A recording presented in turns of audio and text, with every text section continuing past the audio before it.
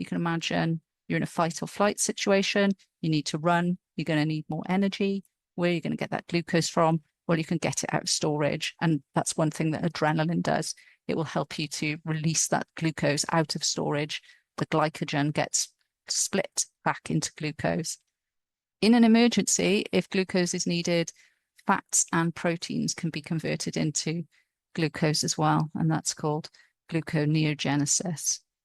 So there's another process. There's loads of processes involved in keeping the blood glucose relatively stable so that we can keep moving, keep producing energy and stay alive while things are happening. So we've got lots of different substances with similar names. So we've got glucose, which is really important substrate in the cell. For respiration is the process when we're going to talk about that later. It helps us to stay alive, helps our cells do things. We've got glycogen, which is how we, animals, humans, store glucose. And we've got glucagon, and they all seem quite similar words. And glucagon is the hormone that will convert the glycogen back to glucose when we need it in an emergency.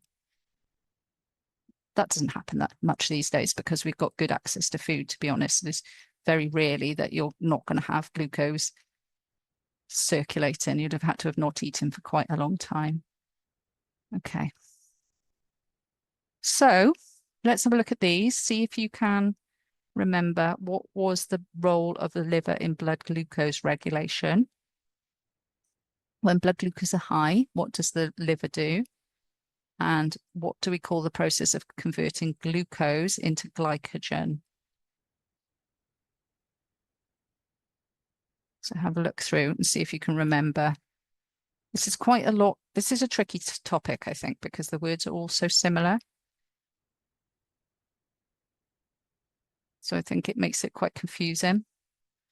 But just remember that genesis is to make, lysis is to split, and that helps quite a lot.